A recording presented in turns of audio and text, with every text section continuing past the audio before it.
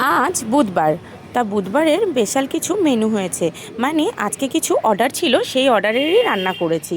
এই যে কাকু অর্ডার দিয়েছে, এই কাকু আমার থেকে হোম ডেলিভারি খাবার নেন, কিন্তু ওনার বাড়িতে আজকে কিছু একটা অনুষ্ঠান আছে হয়তো, যার কারণে কিছু একটা রান্নার অর্ডার দিয়েছেন।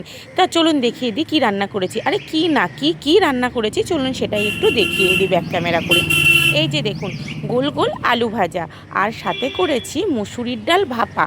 গোল গোল আলু ভাজাটা কিন্তু একদম লাল লাল করে সুন্দর চাকা চাকা করে ভেজেছি। আপনারাও যদি এরকম রিকমেন্ডের খাবার বলেন আমি সেটাই করে দেবো। আর এখানে হয়েছে মুসুরির ডাল ভাপা, একদম শুকনো শুকনো ভাপা, এটা কিন্তু বাঙাল স্পেশাল। আর এখানে হয়েছে বাঁধাকপি, ঘি, গরম মশলা, টমেটো সব কিছু দিয়ে কিন্তু এখানে বাঁধাকপি করেছি।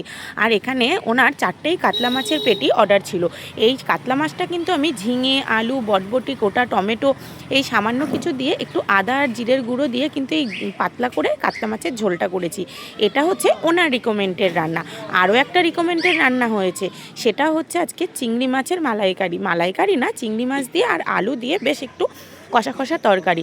আর এখানে ঝুরঝুরে ভাতও হয়ে গেছে। ভাতটা কিন্তু এত পরিমাণ ঝুরঝুরে হয়, একটা ভাত আরেকটা ভাতের সাথে কিন্তু মোটেও লাগে না। আপনারা কিন্তু চাইলেই আপনাদের মনের মতন করে রান্নাও আমাকে অর্ডার করে দিতে পারেন। এমন নয় যে আমার হোটেলে যেটা রান্না হবে আপনাদেরকে সেটাই খেতে হবে, এমনটা একদমই নয়। আপনারাও যদি মনে করেন যে আপনাদের মনের মতন আমাকে অর্ডার দেবেন, অবশ্যই আমি সেরকম করে রান্না করে দেব। আর এই যে এখানে সমীর এখন এই কাকুকে খাবারগুলো দেবে বলে সব কিছু রান্নাগুলো প্যাকিং করছে। আর যেহেতু আজকে অনেক কিছু রান্না ছিল, যার কারণে আমি আজকে দোকানে রান্নাগুলো গুছিয়ে দিয়েছি আর সমীর প্যাকিং করছে। ওদিকে সোনাই আবার যে দোকানের মাছগুলো রয়েছে সেগুলোকে ভাজছে। হোটেলের রান্না, দোকানের এরকম রিকমেন্ডেড রান্না সব কিছু মিলিয়ে প্রায় প্রত্যেক দিনই 9-10 রকমের রান্না কিন্তু আমাকে করতে হয়। সবারই মন জুগিয়ে চলতে হয়, তবুও পাই না।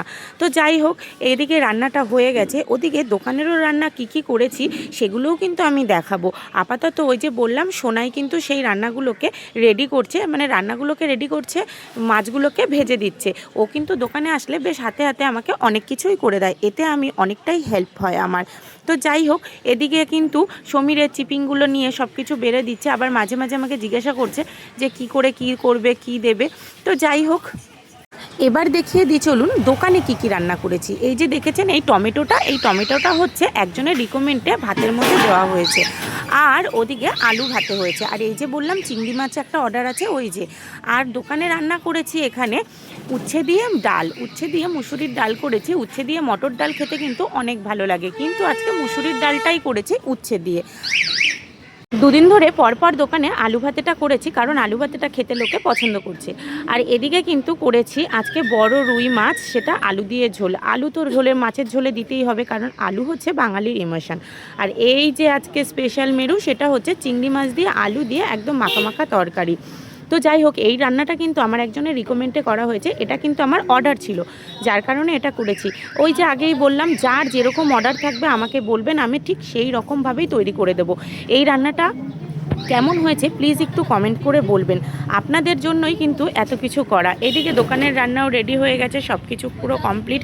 আর ভাত তো আগেই দেখিয়ে দিয়েছি কত সুন্দর হয়েছে, ঝুরঝুরে ভাত।